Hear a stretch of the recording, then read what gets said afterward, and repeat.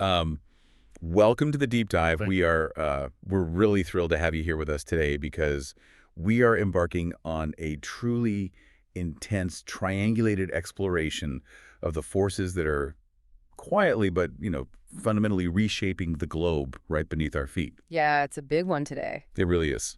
Today, we're opening up a stack of source material that genuinely, it feels like it belongs in a classified briefing room. Right. We're looking at an exclusive intelligence dossier from a strategic analyst named Manal Mehta. Right. And it's a document that synthesizes open source intelligence with what they call second-order Oracle whispers. And alongside that, we have premium financial journalism from top-tier outlets, niche macro finance podcast transcripts, real-time social media chatter, and even some cutting-edge academic papers straight from the frontier of biotechnology. It is an incredibly rich stack of information, and it requires a very specific lens to truly understand. I mean, the mission of our deep dive today is to look past the noisy, surface-level headlines that dominate your daily newsfeed. We want to uncover the second-order effects. Wow. We are tracking the hidden market currents, the very real physical constraints slamming into the artificial intelligence boom, and some truly surprising, almost paradoxical shifts in everyday consumer behavior. And the hook here, the incredible paradox of the information landscape you and I are living in right now, is how seemingly unrelated events are actually tightly bound together. We are going to show you how a 13-second viral video of a fast food executive eating a hamburger, Yeah.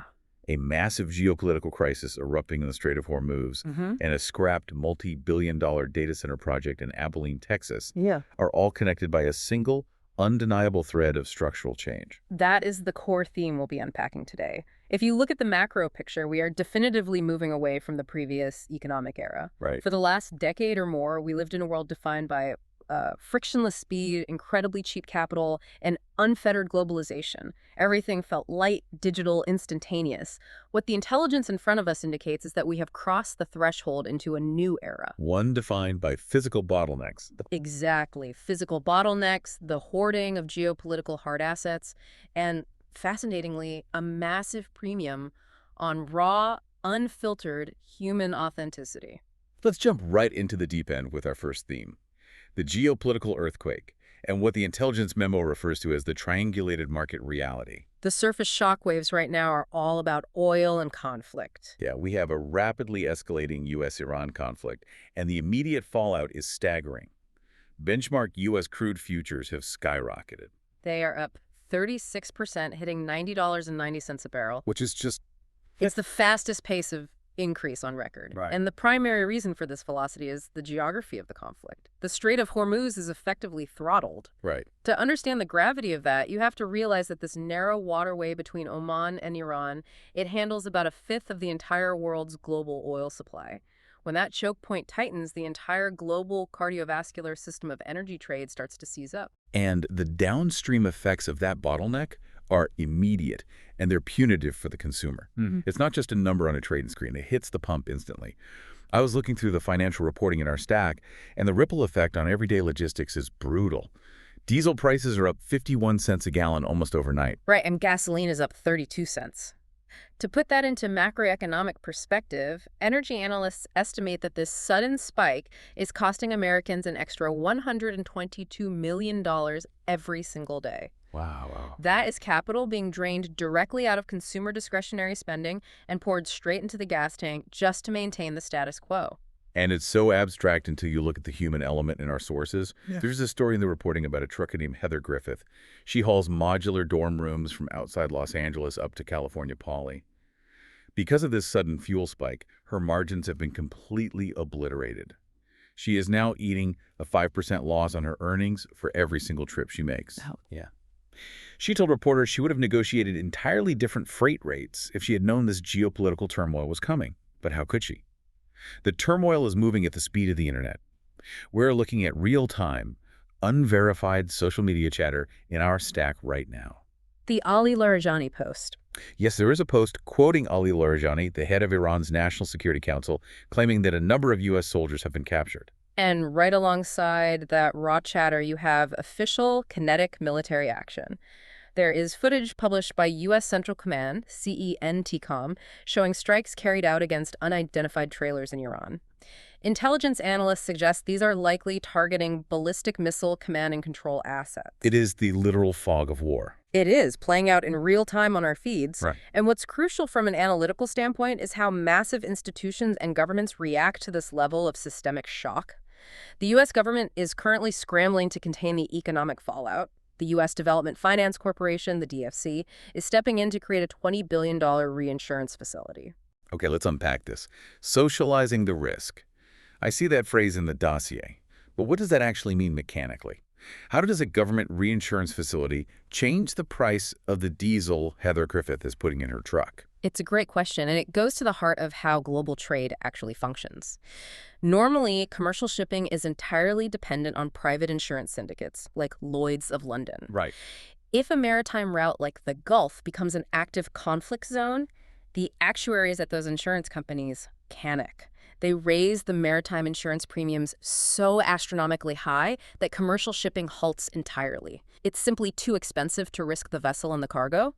The free market essentially paralyzes itself to avoid the risk of a sunk supertanker. So the ships just drop anchor and wait. Yes. Which means the oil doesn't move, which means the supply drops, and the price skyrockets even further. Precisely. By having the U.S. government step in with a $20 billion backstop, they are artificially capping those insurance costs. The government is signaling to the private market, we will absorb the catastrophic financial tail risks if a ship goes down. Got it. This is what it means to socialize the risk. By subsidizing the insurance, they keep the ships moving. This helps to cap the extreme upside scenarios for oil prices. It prevents a panic spike to, say, $150 a barrel. But conversely, it establishes a higher state-backed floor price. It guarantees that energy will remain structurally more expensive because that baseline risk is now permanently underwritten by state power. And that brings us to the financial ripple effects, what the intelligence dossier calls the second-order oracle. While mainstream attention is entirely fixated on the price of oil at the pump, the niche macro finance podcast transcripts in our sources are pointing to something much deeper happening with hard assets, gold, for instance.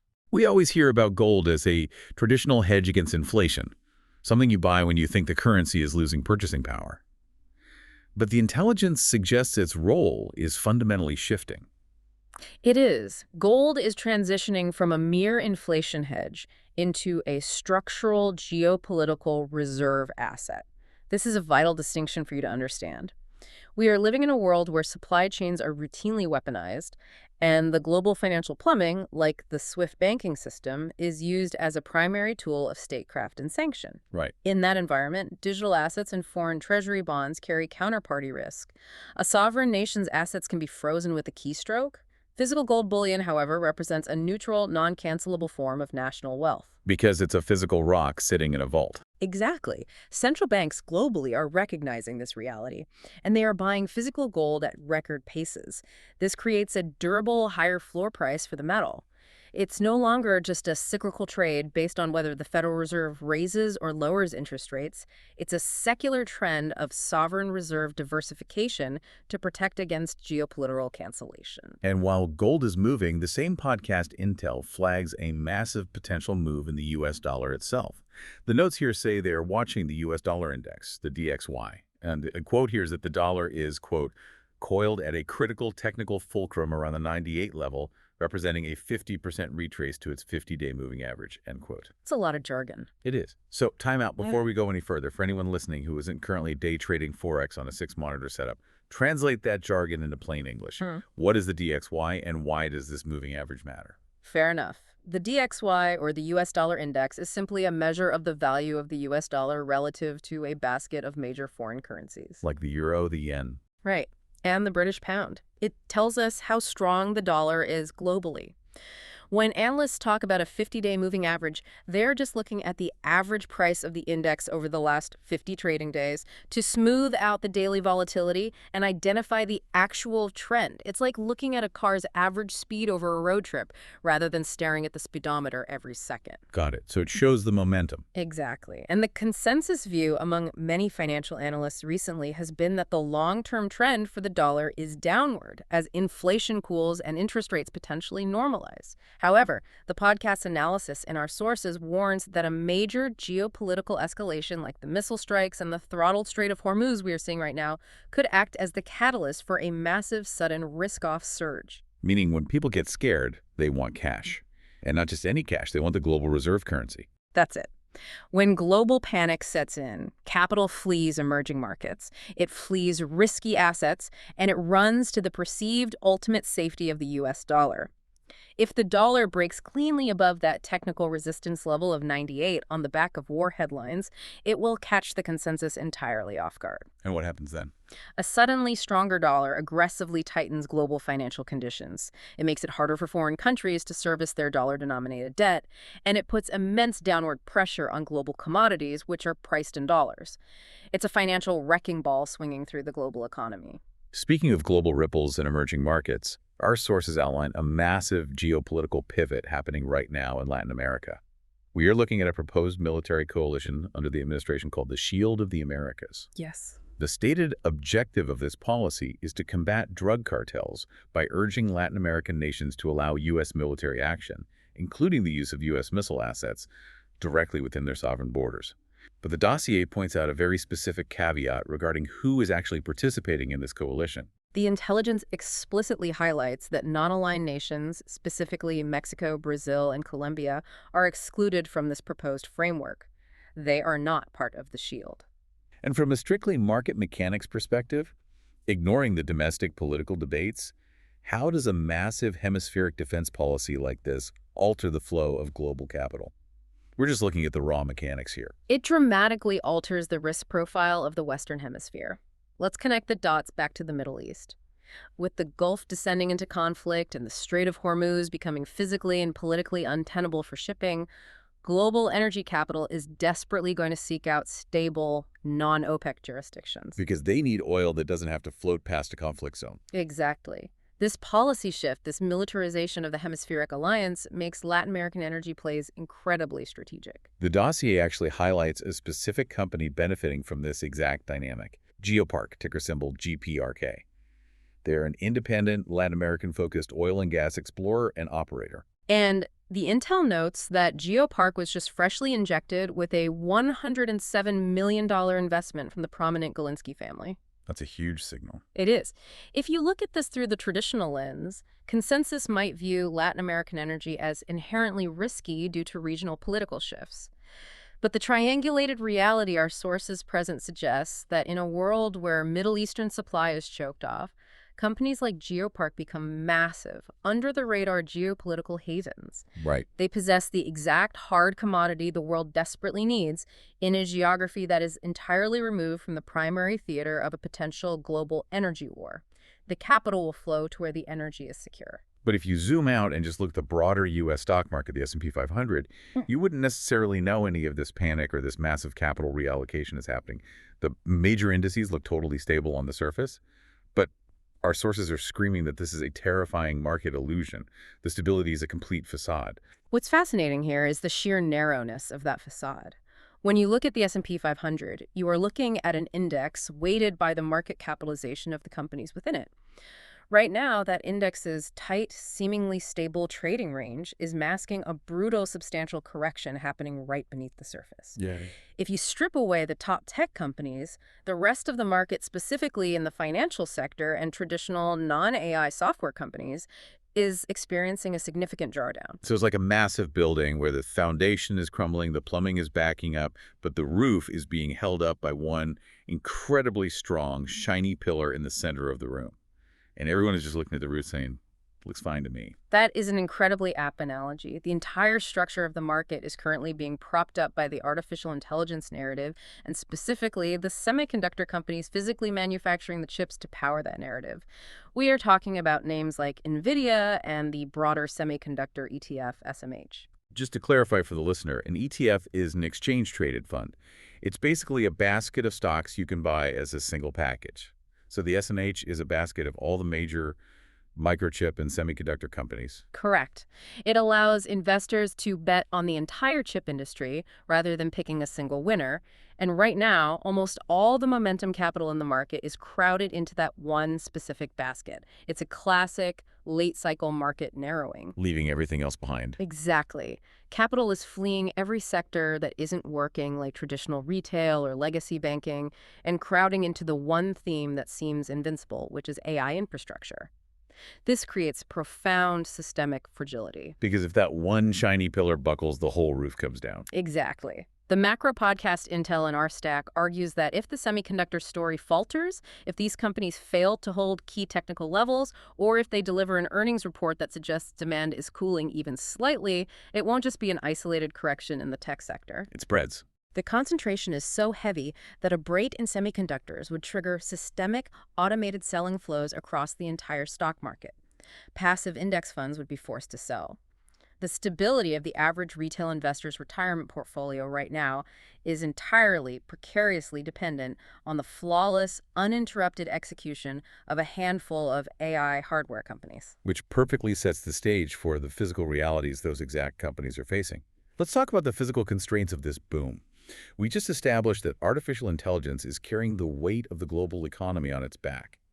But the infrastructure reality check is hitting incredibly hard. It's hitting a wall. A physical wall. Our premium financial reporting reveals a massive story. Oracle and OpenAI just abruptly abandoned a colossal 600-megawatt data center expansion project in Abilene, Texas. This was supposed to be a flagship facility. Oracle's stock took a significant hit on the news of the scrap deal, and now Meta is reportedly swooping in to try and take over whatever capacity they can salvage from the site. To truly understand the scale of what a 600-megawatt data center means, we need to put it in context. We are talking about a warehouse full of blinking routers.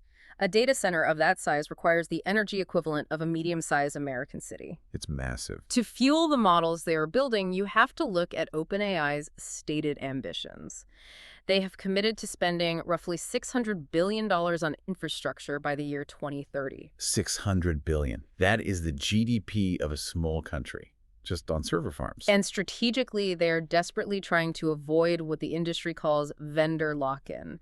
They don't want to be entirely dependent on just Microsoft's Azure cloud or just Oracle's infrastructure. If you are tied to one vendor, they control your margins. Right.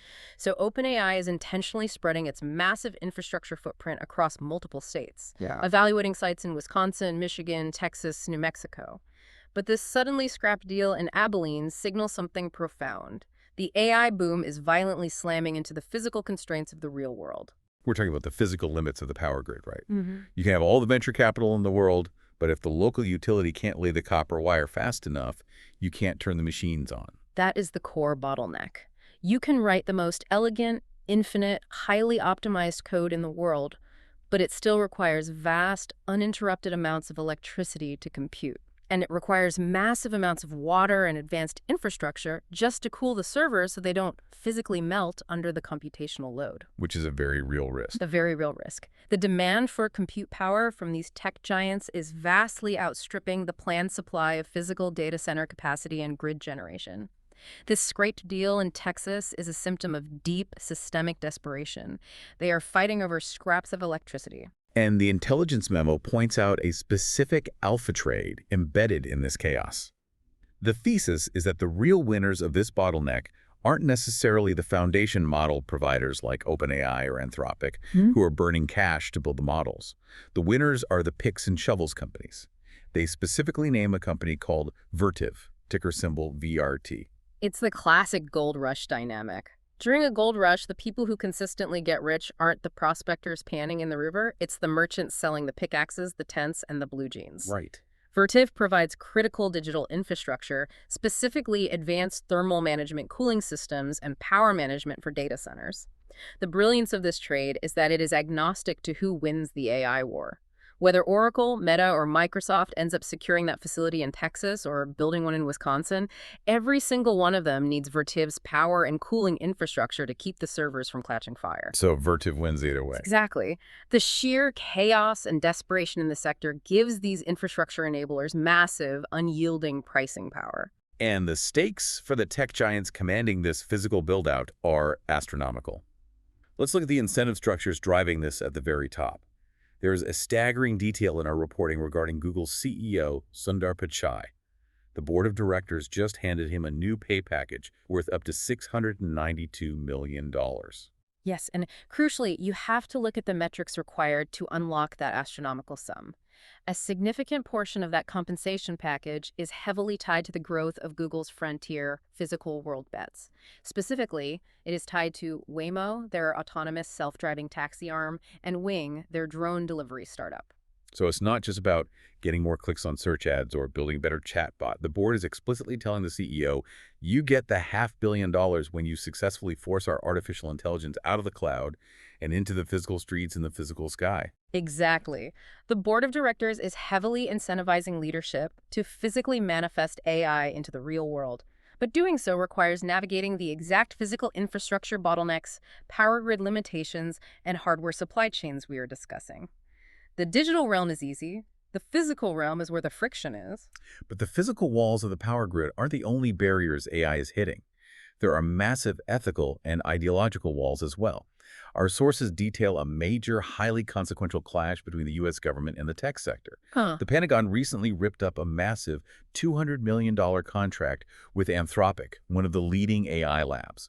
And the reason why is fascinating. Anthropic refused to grant the U.S. government any lawful use clause for its AI models. Anthropic has built its reputation on safety and ethical alignment. They balked at the contract because they cited severe ethical fears regarding how the military might utilize the technology. Specifically, they expressed concerns over the potential for domestic mass surveillance applications and the eventual integration of their models into lethal autonomous weapons systems. They drew a hard ethical line in the sand. And the government's response was incredibly aggressive. The White House actually responded by designating Anthropic a supply chain risk. The Dossier notes that this is a label usually reserved for foreign adversaries or compromised hardware vendors, not domestic software darlings. This represents a watershed moment for the entire industry. The government is realizing that if the foundational intelligence of the next century is controlled by private companies with ethical qualms, the state's military capabilities are compromised. Right. Following this public clash, the General Services Administration, the GSA, which handles massive procurement contracts for the civilian federal government, began drafting strict new rules. These draft guidelines would essentially force any AI company that wants federal contracts to grant irrevocable licenses to the U.S. government for all legal purposes. They are demanding total operational access without ethical caveats. And the GSA draft rules go even further into ideological territory. According to the memos in our stack, the rules mandate that the AI models provided to the government must remain neutral and nonpartisan. The drafts explicitly state the models must not encode ideological dogmas such as diversity, equity, and inclusion. Which is a huge shift. It is. They are actively targeting what the policy document terms woke AI. Now, looking at this strictly through the lens of structural market impacts and keeping our own views completely out of it, how does a mandate like this mechanically change the way these companies operate? From an analytical standpoint, this regulatory friction is forcing a hard bifurcation of the artificial intelligence industry. You are going to see a permanent split. On one side, you will have the ethically constrained commercial players, companies like Anthropic. They will prioritize their internal safety frameworks, their brand reputation, and their civilian commercial appeal over government revenue. And on the other side? On the other side, you will have defense-compliant sovereign contractors. These are companies willing to build entirely unrestricted, custom models for state and military use, adhering to whatever ideological or operational frameworks the government mandates. And the intelligence dossier has a very clear thesis on who benefits from this massive structural split. They highlight Palantir, ticker symbol PLTR. If we connect this to the bigger picture, the Pentagon's public, messy feud with Anthropic serves as a massive, publicly funded marketing campaign for Palantir. Palantir is unique because they have built their entire corporate identity around being unapologetically integrated with the Western military-industrial complex. They don't have those same ethical caveats. No, they do not agonize over ethical clauses regarding lawful use. Their core business model is lawful state use. They build software to help militaries target adversaries. As the U.S. government erects these ideological and operational walls to filter out hesitant commercial tech companies, it acts as a massive structural tailwind for companies like Palantir that are already deeply entrenched on the inside of the defense perimeter. It narrows the competitive field drastically. We've covered the macro geopolitics of oil, and the trillion-dollar infrastructure wars of AI. I'm going to bring this right down to the listener's front doorstep. Let's talk about the death of the Amazon Prime effect and the rise of raw authenticity in the consumer space. This is a fun one. Think about this. When was the last time you bought something online and intentionally chose not to get the 2-day shipping? For over a decade, we were all Pavlovian conditioned to expect our packages almost instantly and, crucially, for free. But according to the premium retail reporting in our stack, that era is rapidly coming to an end. It is a structural reversal of consumer expectations, driven by pure economics. For years, major retailers effectively subsidized the exorbitant cost of fast shipping. They viewed it as a marketing expense, a loss leader to win market share and build customer loyalty. But the math changed. The math has completely broken down. The major logistics carriers, FedEx and UPS, have sharply hiked their base rates by roughly 5 to 7% annually since 2020. And that's just the base rate. They've also piled on fuel surcharges, residential delivery fees, and peak season premiums. It adds up fast. The aggregate cost of providing near-instant gratification has simply become too heavy for retailers to absorb without destroying their profit margins. Instead of eating the cost, they are passing the choice on to the consumer. You want it tomorrow? Pay for it. You want it free? Wait. And the consumer's response to this choice is incredibly revealing. There was a massive 2024 McKinsey survey cited in our sources that shows consumer priorities have completely inverted. Shipping cost is now the absolute #1 priority for online shoppers. Speed, which used to be the paramount deciding factor, has plummeted down to #5 on the list of priorities. There's a stat in here that blew my mind. 95% of respondents prefer free, standard delivery over paid expedited options.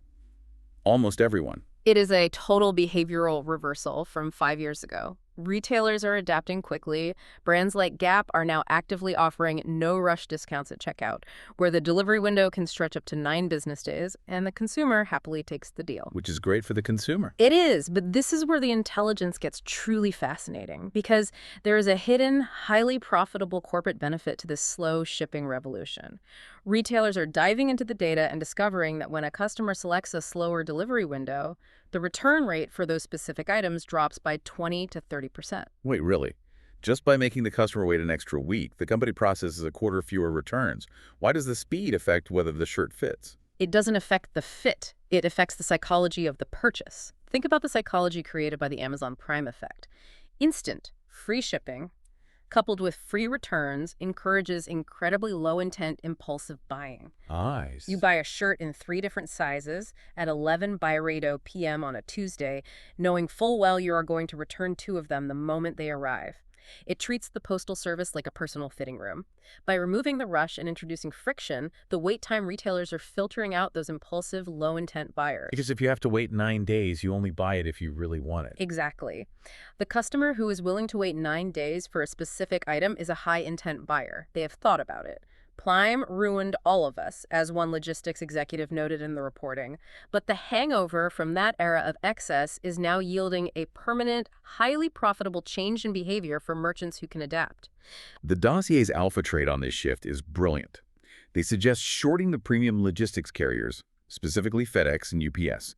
The logic is that their business-to-consumer, or B2C, pricing power is rapidly eroding because consumers are actively rejecting their premium, high-speed services in favor of slower, cheaper options. And on the flip side, this macro trend massively benefits massive legacy retailers who have mastered low-cost, high-efficiency bulk logistics rather than pure speed. Walmart, ticker symbol WMT, is the prime example here. A market that suddenly rewards consumer patience and actively punishes high return rates is a massive structural tailwind for Walmart's model. It directly attacks the high-cost, speed-centric ecosystem that Amazon built its empire on. It reflects a consumer base that is increasingly price-sensitive, certainly, but also a consumer that is psychologically exhausted by the treadmill of constant, instantaneous, frictionless consumption. And that exhaustion extends far beyond logistics. It bleeds into how these companies communicate with the public. Consumers are becoming deeply, intrinsically cynical about slick, highly produced corporate facades.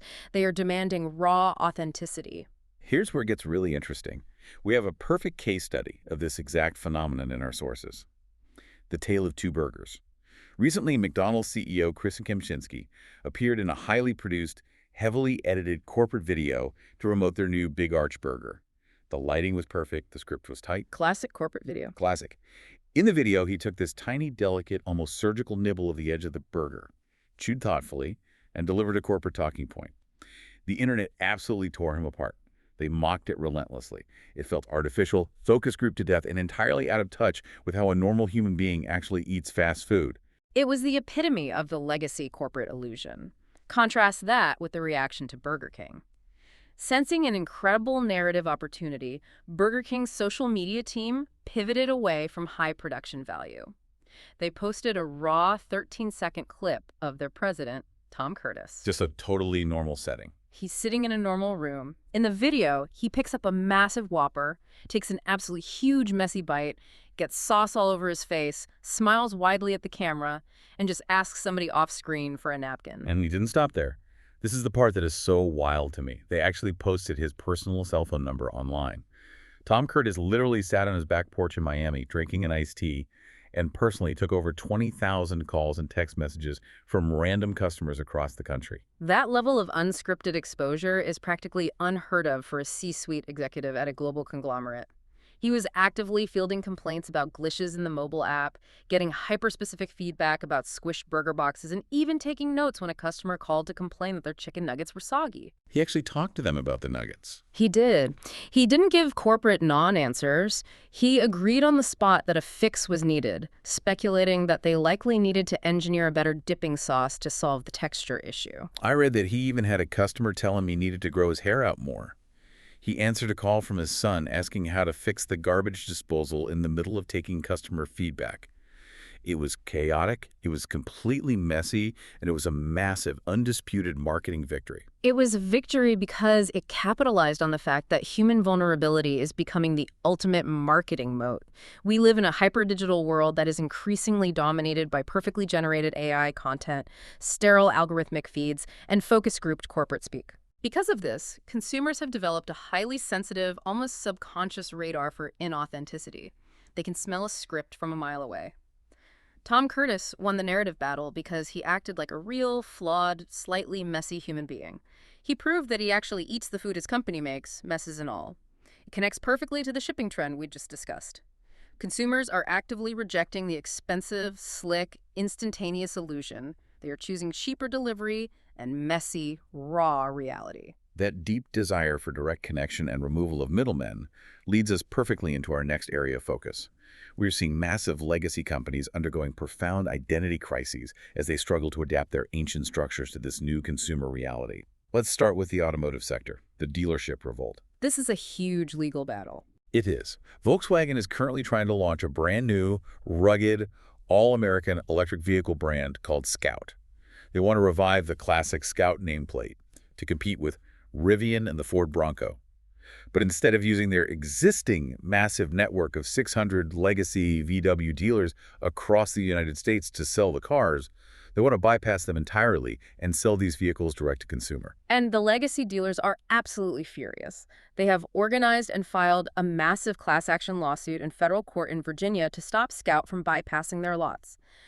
The legal argument the dealers are making is that because the Scout brand is ultimately owned and funded by the Volkswagen Group, Scout is legally bound by existing state franchise laws. The old laws from decades ago. Exactly. These state laws were written decades ago specifically to protect independent family-owned dealerships from direct competition by the giant manufacturers who supply them. The dealers publicly claim they are essential because they protect the consumer. They argue they provide local servicing, handle the complex registration paperwork, and offer room to negotiate prices. But the executives leading Scout are bluntly stating the quiet part out loud. U.S. consumers overwhelmingly hate the traditional car shopping experience. They really do. They hate the haggling, the hidden fees, the hours spent in the finance office. Furthermore, Scout argues that the legacy dealer system is incredibly economically inefficient for an EV startup. This Virginia lawsuit is not just a squabble over one car. It is a landmark test case for the entire global automotive industry. Legacy automakers like Ford, GM, and VW are effectively trapped by their own history. They built their massive empires over the last century on the backs of these franchise networks.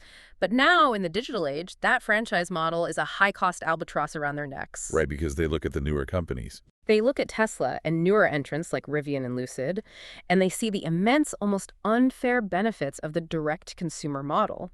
By selling directly through an app or a website, a manufacturer controls the entire frictionless customer experience. They capture all of the retail margin that the dealer usually takes, and crucially, they retain direct, unfiltered access to the customer's data for future software updates and subscriptions. So the stakes are massive. If VW loses this lawsuit, and the court forces them to push Scout vehicles through the old legacy dealer network, what does that mean for the broader market? The intelligence memo is explicit on this point. If VW loses this case, it empirically proves that Tesla's distribution mode is virtually unassailable for the next decade. Wow. Think about it. If a massive, well-funded legacy giant like Volkswagen cannot legally launch a direct-to-consumer sub-brand from scratch, it means Ford, General Motors, and Toyota have zero chance of doing it either. They will be forced to spend the next 10 to 15 years fighting trench warfare in courtrooms state by state, trying to rewrite franchise laws. Well, Tesla just keeps growing. Meanwhile, Tesla will continue to compound the massive financial and data benefits of its direct sales model unopposed. It makes Tesla's structural distribution advantage a permanent legal fixture of the market landscape. It's a fundamental crisis of legacy distribution. The old pipes don't work for the new water, and right next to that, in the media sector, we have a crisis of legacy creativity. Let's talk about Disney and what our sources call the sequel trap at Pixar. This is a tough pill to swallow for movie fans. It really is. For decades, Pixar was the undisputed gold standard for original, wildly imaginative storytelling. Toy Story, Up, Wall-E, they minted original IP. But our financial reporting highlights a deep, systemic creative crisis inside the studio. Pete Docter, the legendary director and current chief creative officer at Pixar, recently gave an interview where he admitted that their recent creative strategy was fundamentally flawed. Under Docter's leadership over the past few years, Pixar encouraged its directors to make highly personal, deeply autobiographical movies. This resulted in films like Luca, about growing up in Italy, and Turning Red, a specific coming-of-age story set in Toronto. Which were good movies. They were. While these films were critically appreciated and resonated strongly with specific demographics, Docter candidly admitted they failed to connect with the massive four-quadrant universal audiences that built the Pixar empire and justified their massive budgets. The breaking point for the studio was last year's release of Elio. It was an original sci-fi film that became Pixar's biggest financial bomb, reportedly losing Disney over $100 million. Our sources say Docter gathered the entire Pixar staff, essentially gave a come-to-Jesus speech about the survival of the studio. They are now pivoting incredibly hard away from personal stories. Historically, during their golden age, Pixar produced 2 original films for every 1 sequel they made. Now they are completely inverting that ratio. Moving forward, they will produce 2 sequels for every 1 original film. They are rushing to churn out established, safe hits, Toy Story 5, a third Incredibles movie, and sequels to Coco and Inside Out. This is a profound shift in corporate strategy, and it connects directly back to the market narrowing we discussed earlier when we talked about the S&P 500. Capital markets are ruthlessly punishing creative or financial risk in any sector outside of artificial intelligence. Right. The incredibly high cost of developing original intellectual property, marketing it globally, and hoping it catches on without a guaranteed franchise audience built in is simply no longer a viable bet for shareholder-driven companies in this high-interest rate, low-patience economic climate. The president of Pixar, Jim Morris, literally said on the record that they are pivoting to sequels just so that we're profitable enough, frankly, to persist. That is a stunning, sobering admission from the studio that was once defined by taking massive creative swings. It fundamentally transforms the investment thesis for Disney as a whole, ticker symbol DIS. For years, the market priced Disney stock as a creative growth story. Investors believed it was an unstoppable engine that would endlessly invent new, beloved IP, which would then fuel decades of theme park rides, cruise ships, and merchandise sales. This pivot at Pixar reveals that Disney is now largely a defensive value play. They are managing a legacy-backed catalog of existing IP, hunkering down into a defensive franchise crouch because the window for cheap creative capital has closed. And as the intelligence memo points out, there is a dark secondary implication. If an absolute juggernaut like Pixar, with all its talent, is forced into this defensive posture just to survive, the prognosis for weaker mid-tier studios with less valuable IP libraries like Paramount is dire. They simply don't have the back catalog to retreat into. It really paints a picture of a broader culture that is retreating to the safe and familiar, because exploring the frontier is just too expensive and risky. But the frontier isn't closed everywhere. That brings us to our final theme. Theme 5, Frontier Science, Media Consolidation, and the Quirks of Finance. While Hollywood retreats, the scientific community is pushing massive boundaries. We have some incredible intelligence regarding medical breakthroughs, specifically looking at a concept called the microenvironment. This represents a critical foundational paradigm shift in both neurology and oncology. Let's look at the neurology research highlighted in the academic papers first. A new preclinical study focused on anti-amyloid antibodies. These are the highly publicized Alzheimer's drugs, right? Yes, the incredibly expensive multi-billion-dollar drugs recently approved to treat Alzheimer's disease by clearing amyloid plaques from the brain. The new study demonstrates a vital mechanism. Brain that are laden with amyloid, rather than just the free-floating plaque. Okay, so the drug binds to the blood vessel. What is the cascade effect of that? Why does that matter to the patient? When the antibody binds to the blood vessel, it triggers a massive immune response. Specifically, it activates something called the immune complement system. The body's immune system essentially recognizes the drug-bound vessel as a foreign threat and attacks it, causing massive inflammation. That sounds dangerous. It is. This research is groundbreaking because it proves a direct causal biological link between how the drug works and the severe, often dangerous side effects known as ARA, which stands for amyloid-related imaging abnormalities. ARIA manifests as severe brain swelling and microhemorrhages, or small bleeds in the brain. This study proves that the brain bleeding isn't some random unfortunate accident. It is a direct mechanical consequence of how the drug interacts with the vascular environment it is deployed into. And there is a parallel discovery in cancer research, right? Yes. Specifically regarding breast cancer therapies. Yes. Another paper in our stack looked at patients who develop resistance to CDK46 inhibitors, which is a very common frontline targeted therapy for certain types of breast cancer. Over time, tumors often learn to resist the drug. The researchers discovered that the overexpression of a specific protein called GPNMB acts as a key mediator of this drug resistance. But crucially, the proposed killer experiment in our dossier connects this mechanism directly to the tumor's neighborhood. It suggests that the GPNMB protein doesn't just make the cancer cell internally resistant to the drug, it actively acts as a beacon, recruiting specific surrounding immune cells called macrophages. These macrophages swarm the area and create a protective, immunosuppressive physical niche around the tumor, shielding it from the body's natural defenses and the therapy.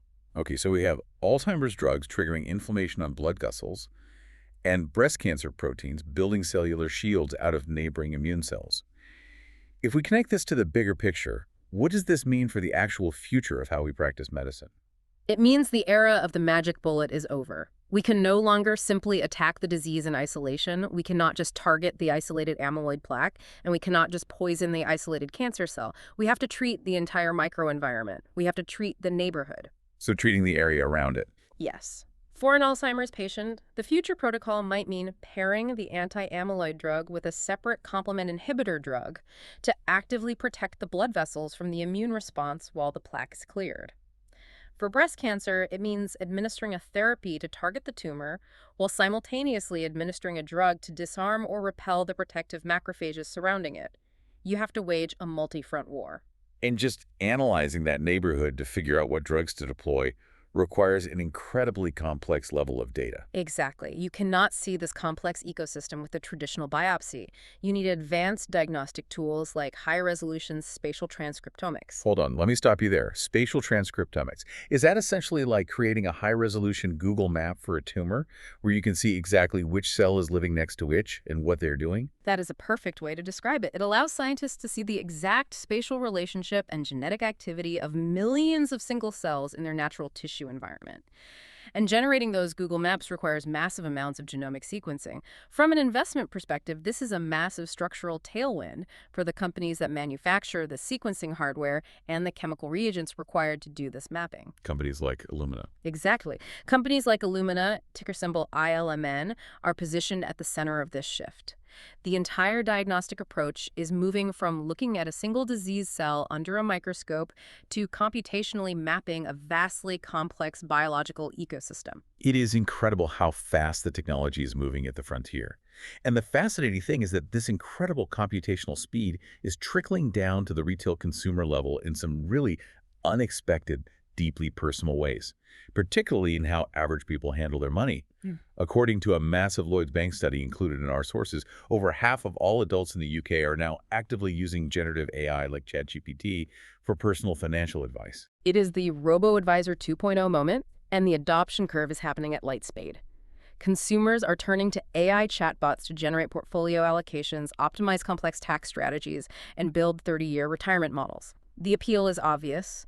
The AI is free, it is available at 2 a.m. on a Sunday, and it completely lacks the high-pressure, intimidating sales tactics often associated with traditional human stockbrokers. We have a fascinating, slightly terrifying case study in the reporting. A guy named Dan from Florida. Dan is a 41-year-old software engineer. He had some excess cash and wanted to rebalance his $200,000 IRA. Instead of calling a fiduciary, he queried ChatGPT. He fed it his current holdings, and the AI confidently argued that his existing portfolio was far too concentrated in specific sectors. And he listened to it. He did. Based entirely on the chatbot's advice, Dan completely overhauled his entire retirement strategy in an afternoon, moving 80% of his life savings into a broad market equity index tracker the AI recommended. This raises an incredibly important question and a very stark warning for the market. While AI models are exceptionally good at instantly organizing massive data sets and providing broad, articulate summaries, they fundamentally lack genuine reasoning capabilities. They are pattern-matching engines, not fiduciaries. Right. The Financial Conduct Authority, the FCA, is deeply concerned about the rising prevalence of AI hallucinations in retail finance. A hallucination is when the AI confidently, eloquently generates financial advice that sounds perfectly legally and mathematically plausible, but is, in reality, entirely fabricated or disastrously wrong. For instance, one user in the reporting asked an AI about the tax laws regarding cross-border pension distributions between the US and the UK. The AI generated a deeply detailed, highly convincing answer that cited specific tax codes. Problem was, those tax codes did not exist. It made them up. So relying on a chatbot for complex international tax law is a great way to get audited by the IRS. But regardless of the accuracy, the sheer volume of people doing this is fundamentally threatening the traditional wealth management industry, isn't it? Absolutely. AI threatens to completely commoditize basic financial planning. If a consumer can get a good enough asset allocation model from a free app in 10 seconds, they are not going to pay a human advisor a 1% annual fee to do the same thing. Traditional advisory firms are going to see immense fee compression for their mass market, middle-class services. To survive, human advisors will be forced to abandon the middle market and move exclusively upmarket. They will have to focus on highly complex, deeply emotional, and bespoke financial situations like messy divorces, generational estate planning, or business succession, where the nuanced human touch and psychological reassurance actually justifies the premium fee. And speaking of the emotional side of finance, the internet is radically changing how we talk about our money. Our sources highlight a rising finfluencer named Megan Archer Fox. She goes by the handle That Girl in Debt online. She went massively viral recently by doing something that used to be a massive societal taboo. She openly, cheerfully shared that she had 40,000 pounds of crushing credit card debt. It's a huge shift in transparency. It is. She laid out exactly how she built this debt. By living on 0% balance transfer cards throughout her 20s, essentially treating the plastic like free money to fund expensive dinners, holidays, and a curated lifestyle, until the promotional periods ended and the music stopped. Her viral success points directly back to that societal desire for raw authenticity we discussed earlier with the Burger King executive. The traditional paralyzing shame and secrecy surrounding personal debt are being rapidly broken down in these public digital forums. Megan didn't try to sell her audience a slick, get-rich-quick crypto scheme. She offered a messy, honest, unvarnished look at her bleak financial reality. And it resonated deeply with an audience that is starving for truth in a heavily curated, filter-heavy digital world. People want to know they aren't the only ones drowning. It really highlights the severe disconnect between the highly curated narratives we see online and the messy reality of everyday life. Which brings us to our final two data points in the dossier: a massive media acquisition and the paradox of a fish. Let's look at the media landscape first. The German publishing giant Axel Springer just outbid the Daily Mail to acquire the UK's legacy newspaper, the Daily Telegraph, for a massive $770 million. The strategic intent behind a price tag that high is clear. Axel Springer is not just buying a newspaper. They are buying geopolitical influence. They already own major political outlets like Politico and Business Insider. By adding The Telegraph, they intend to build a globally unified center-right media empire across the English-speaking world. In an era of totally fractured realities, AI slop, and endless social media noise, the value of established, ideologically aligned legacy news brands with deeply loyal, paying subscription bases is skyrocketing. It represents a massive strategic consolidation of narrative power by a few key corporate players. And finally, we have what the reporting hilariously calls the Schrodinger's fish paradox. Waitrose, the very high-end, environmentally conscious UK grocery chain, recently issued a very earnest, somewhat smug press release.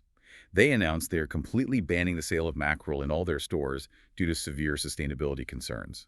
They are actively pushing their wealthy consumers towards certified, sustainable replacements. Yet simultaneously, right alongside that press release, the maritime tracking data in our sources shows that the massive industrial fishing fleets of the UK, Norway, and Iceland are actively hoovering up mackerel from the North Atlantic in staggering, unprecedented quantities.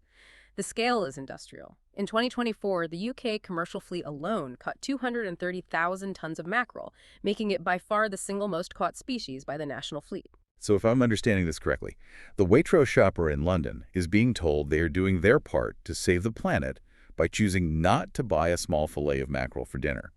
Meanwhile, the industrial trawlers are pulling 250,000 tons of that exact same fish out of the ocean right off the coast to sell to bulk global markets. It is the ultimate paradox of the modern supply chain.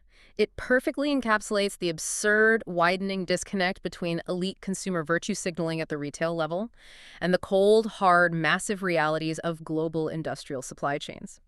The macro forces of global caloric demand and industrial harvesting operate entirely independently of the micro-consumer's moral anxieties in the grocery aisle. The fish is simultaneously saved in the supermarket and decimated in the ocean. Okay, let's take a deep breath.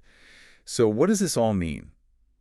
We have covered a massive amount of ground today, pulling threads from all over the globe. If we step back, we are witnessing a monumental structural clash across every single sector of society. In technology, artificial intelligence is pushing the very boundaries of software and human capability. But it is slamming face first into the brutal physical limits of our power grids and the rigid ethical boundaries of our defense departments. Right. In the consumer space, people are demanding digital perfection. Yet they are simultaneously actively rejecting the fast-shipping, slick marketing models of the past decade. They are choosing cheaper, slower delivery, and rewarding messy, authentic human connection over polished corporate illusions. And in the corporate world, massive legacy systems, from car dealerships clinging to franchise laws to movie studios retreating into sequels, are fighting desperately to survive in a market that brutally, systematically punishes anything that isn't the future. It is a profound, chaotic transition period between two eras, and I want to leave you with a final thought to mull over. Throughout this entire deep dive, across all these disparate sources, a single recurring pattern has emerged.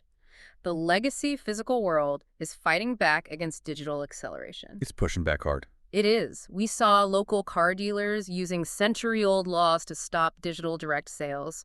We saw the Pentagon rejecting an AI company's ethical frameworks to maintain physical military dominance. We saw the massive physical constraints of the Texas power grid halting a multi-billion-dollar digital brain. We are rapidly building a future that relies on vast, hyper-intelligent digital systems to optimize everything, from your personal pension allocation to the logistics of the global supply chain. Right.